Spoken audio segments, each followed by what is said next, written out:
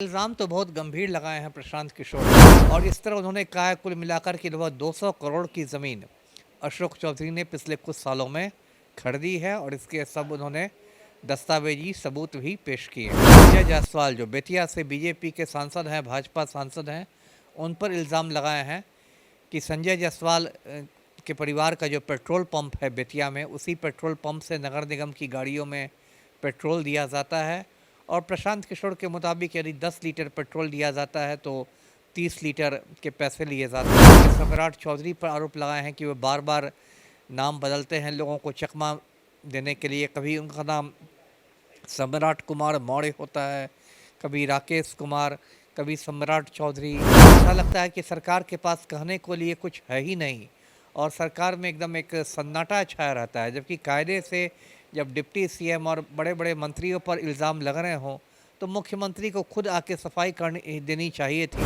2025 में बिहार विधानसभा का चुनाव होगा और चुनाव की उल्टी गिनती शुरू हो चुकी है। कुछ ही महीने में चुनाव के तारीखों का ऐलान हो जाएगा और ऐसे में तमाम जो इंडिया गठबंधन और एनडीए की ओर से लगातार यात्राओं का दौर जो है वो बदस्तूर जारी है, लेकिन रणनीतिकार के तौर पे पहचान बनाने वाले प्रशांत किशोर ने कई महीने पूर्व बड़े तामझाम के साथ अपने पार्टी का निर्माण किया और जनसुराज के माध्यम से लगातार प्रशांत किशोर भी यात्रा पे निकले हुए हैं, बिहार बदलाव यात्रा पे। और उसके बीच बीच में लगातार प्रशांत किशोर की ओर से ऐसा खुलासा किया जा रहा है जिसको लेके जो वर्तमान एनडीए की सरकार है, उनके जो मंत्री हैं वो कहीं ना कहीं बेचैन हैं, परेशान हैं। प्रशांत किशोर के निशाने पे अशोक चौधरी, संजय जायसवाल, मंगल पांडे, दिलीप जायसवाल, ये तमाम बड़े नाम हैं जो अब निशाने पे आ चुके हैं और इनको लेके प्रशांत किशोर बड़ा खुलासा भी कर रहे हैं और गंभीर आरोप भी लगा रहे हैं। इन तमाम मुद्दों पे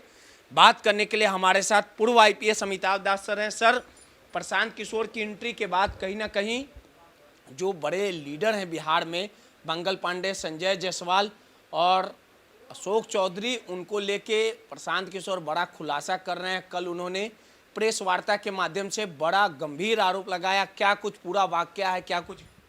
देखिए, इल्ज़ाम तो बहुत गंभीर लगाए हैं प्रशांत किशोर ने और एक साथ कई नेताओं पर लगाए हैं एनडीए के, जिसमें मंत्री हैं, अशोक चौधरी हैं, मंगल पांडे हैं, सम्राट चौधरी हैं, संजय जायसवाल हैं, सब लोग हैं और सब पर अलग अलग आरोप लगाए हैं। अशोक चौधरी जो हैं बिहार सरकार के मंत्री हैं और पलटू राम के बड़े करीबी माने जाते हैं, पलटू राम की परछाई के तरह रहते हैं।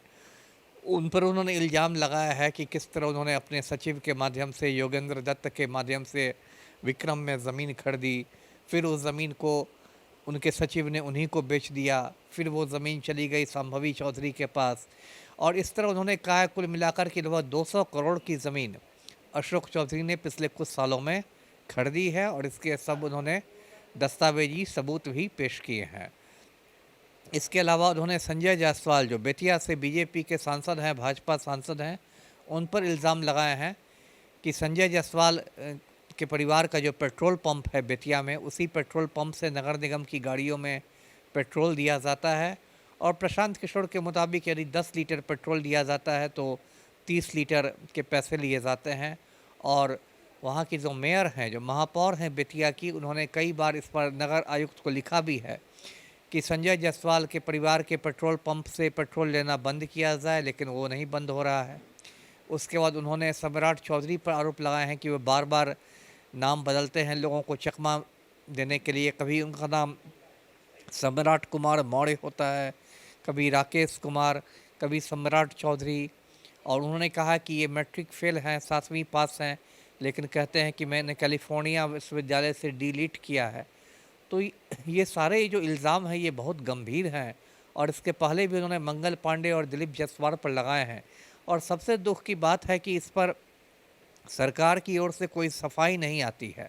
ऐसा लगता है कि सरकार के पास कहने को लिए कुछ है ही नहीं और सरकार में एकदम एक सन्नाटा छाया रहता है, जबकि कायदे से जब डिप्टी सीएम और बड़े बड़े मंत्रियों पर इल्ज़ाम लग रहे हों तो मुख्यमंत्री को खुद आके सफाई करनी देनी चाहिए थी।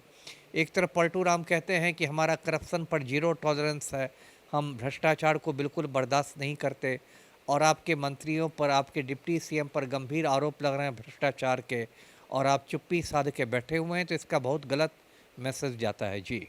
लगातार बिहार की राजनीति में प्रशांत किशोर सक्रिय हो रहे हैं और इसको लेके अब संजय जायसवाल भी पलटवार कर रहे हैं। क्या लगता है सर, आने वाले चुनाव में जब इतने बड़े बड़े खुलासे प्रशांत किशोर करेंगे, लगातार गंभीर आरोप है उनका, साफ तौर पे कहना है कि करोड़ों का संपत्ति बनाया गया है, तो चुनाव कितना प्रशांत किशोर नाक में दम कर रखे हैं? नहीं नहीं, बिल्कुल, और एक सही बात है। देखिए, किसी भी स्वस्थ लोकतंत्र में तो एक मजबूत विपक्ष होना ही चाहिए, जो सत्ता पक्ष को बिल्कुल दबाव में रखे, प्रेशर में रखे।